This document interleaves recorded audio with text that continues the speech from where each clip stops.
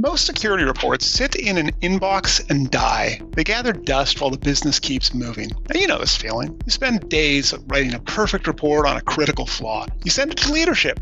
Silence. 3 months later, the breach hits. Now everyone wants answers, but they already had them. The problem isn't the vulnerability, and it isn't the fix. It's the message. You're speaking a language nobody pays attention to. Today, we're going to fix that. We stop sending noise and we're going to start sending decisions. So imagine a company like Precision Components. They build metal parts for cars and planes. They have 42 people and $8 million in revenue. They run fast. They care about their production lines and their deadlines. Then their security team finds a hole in their order system. A threat actor could slip in there. So the security team writes up the details. They mention CVSS scores. They talk about SQL injection vectors. And hey, then they list the patches that are needed. And they send it to the CEO. Well, the CEO doesn't see a threat to the business. They see IT maintenance. They see something else to push down the list. Why? Because the report talks about servers when the CEO thinks about customers and cash. There's no link between the bug and the bank account. So the risk sits, the clock ticks, and then someone gets hurt. This happens everywhere. It happens because the gap between technical discovery and business action stays wide open. Chapter 2 of the book, Cyber Risk is a Myth, explains this gap clearly. I call it a relevance issue. Technical teams focus on the mechanics, but executives, they focus on the outcomes. To bridge this, you need to translate. You can't just dump data. You need to connect the dots between the flaw and the money. So think about how a leader thinks. They ask 3 questions. How much will this cost? Will it stop us from hitting targets? Is this a legal trouble waiting to happen?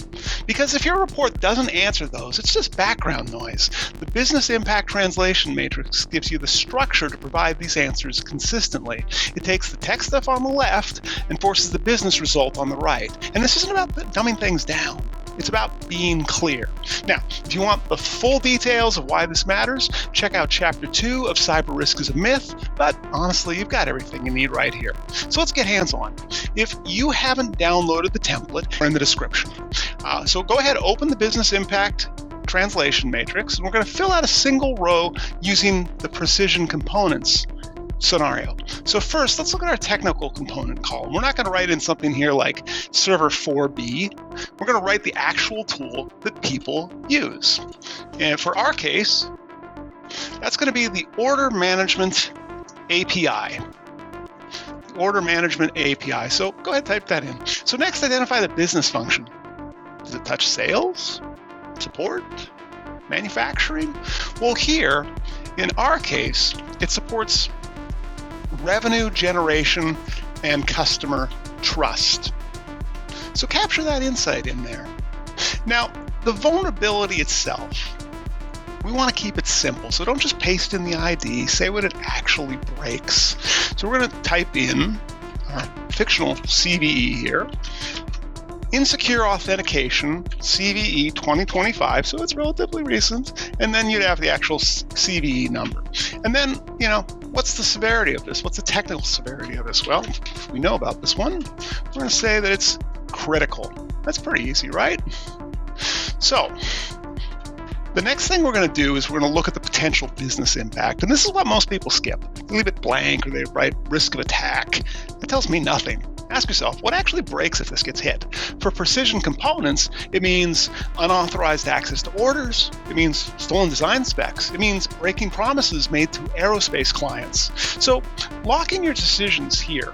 We're going to put in a few of these, actually. I'll put in 3, and then we can talk about them. Oops. There we go. So, a first big problem would be unauthorized access to customer orders. Second, potential business impact would be the theft of proprietary manufacturing specs. And then finally, violation of aerospace subcontracts or service level agreements. All of those things are potential business impacts, and none of them are really good.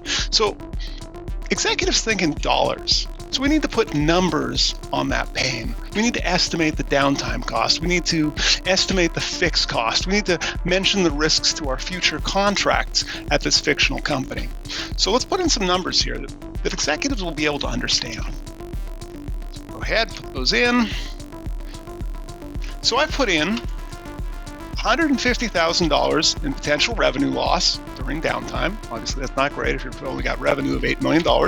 An estimated $250,000 in remediation costs, which, oh boy, that's... I won't do math on the fly, but that's quite a substantial amount if you're only making $8 million in revenue. And then the risk of contract termination with a $2 million, boy, that's a quarter of your revenue. That's bad, you say? Right? And this is what we use to get things attention. See how that changes things? We're not just saying we're going to fix the server. We're saying we're protecting $2 million.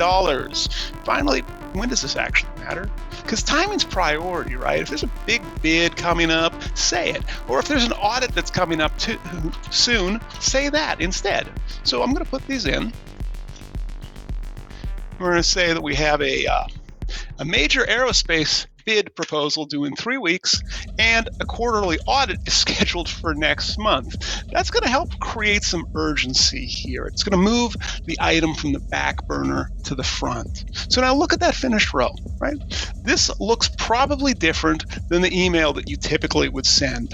It connects the bug to the budget. It connects the flaw to the timeline. When you use this to write an email to your leadership or create a slide, they don't need a degree in networking to understand it. They see the price tag. They see the deadline. They can make a call, and that's the goal. It's not just to send information, it's to get action. You turn your complaints into decisions. So stop hiding behind jargon. Start linking your risks to your revenue, because that's how you get support, and that's how you stop the breaches before they happen.